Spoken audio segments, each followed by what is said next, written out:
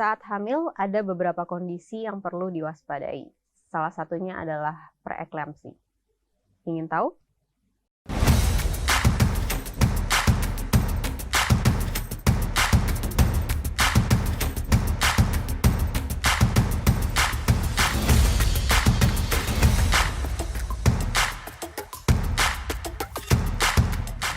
Preeklamsi adalah kondisi medis serius yang biasanya menyerang ibu hamil di minggu ke-20. Kondisi tersebut biasanya disebabkan karena adanya peningkatan tekanan darah selama kehamilan. Orang yang mengalami preeklamsi biasanya memiliki tekanan darah lebih dari 140/90 dan disertai keluarnya protein pada kencing atau urinnya. Hingga saat ini belum diketahui penyebab pasti preeklamsi. Namun diduga kuat adanya hubungan dengan plasenta. Komplikasi terberat dari preeklamsi adalah eklamsi. Eklamsi ini merupakan kondisi apabila pasien sudah mengalami kejang atau penurunan kesadaran selama kehamilan. Tentunya kejadian kejang yang timbul saat ini tidak berkaitan dengan gangguan otak sebelumnya. Berdasarkan data, 1 dari 200 orang yang mengalami preeklamsi akan berubah menjadi eklamsi. Apa saja faktor resiko mengalami preeklamsi? Adanya riwayat hipertensi, etnis Afrika, gangguan ginjal, riwayat diabetes sebelum kehamilan, kehamilan kembar, usia kehamilan di bawah 18 tahun atau di atas 40 tahun, kehamilan dari proses bayi tabung, riwayat preeklamsi baik pada diri sendiri maupun dari keluarga sebelumnya, adanya riwayat autoimun, adanya gangguan tidur, obesitas, dan kehamilan yang pertama kali. Jika tidak segera diatasi, preeklamsi dapat berakibat serius bagi ibu maupun janin. Sekarang kita masuk ke gejalanya. Ada 3. Yang pertama, meningkatnya tekanan darah, keluarnya protein dari urin, dan kemudian adanya bengkak pada kedua tungkai atau kaki.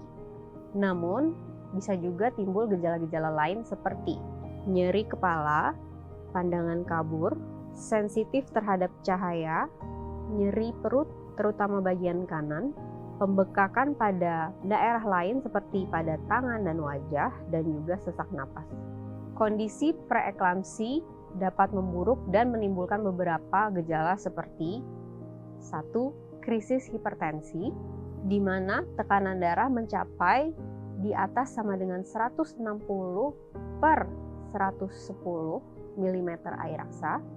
Kemudian yang kedua, adanya penurunan fungsi hati dan ginjal. Yang ketiga, adanya penumpukan cairan pada organ paru. Yang keempat, adanya penurunan kadar trombosit atau keping darah. Dan yang terakhir, adanya penurunan produksi urin. Penanganannya sangat bergantung dengan kondisi keparahan dan juga usia kehamilan.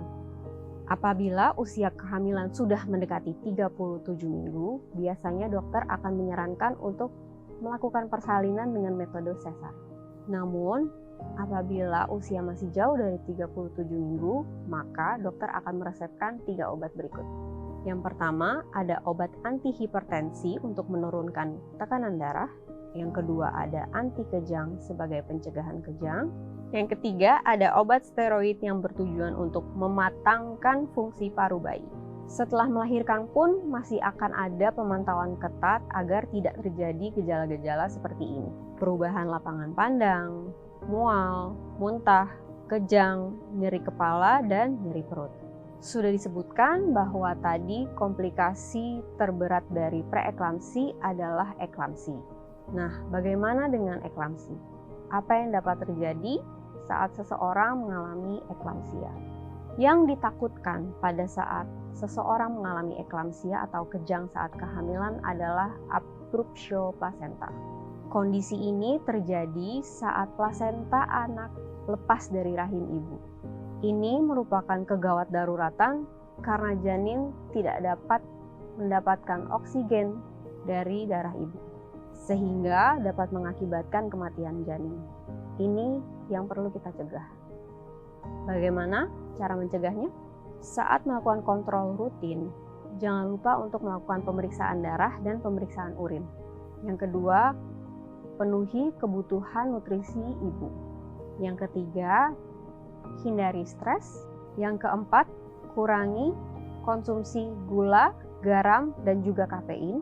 Yang kelima, minum air putih yang banyak. Dan terakhir, istirahat dan tidur yang cukup.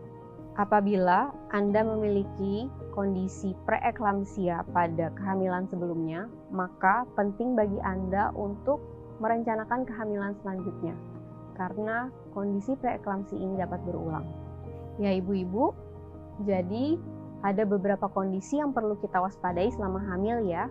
Semoga kehamilan kita selalu diberikan kesehatan dan kelancaran hingga proses persalinan. Oke? Jika suka dengan konten-konten kesehatan seperti ini, jangan lupa untuk kunjungi website kami dan follow sosial media kami. AI Care, your smart health companion.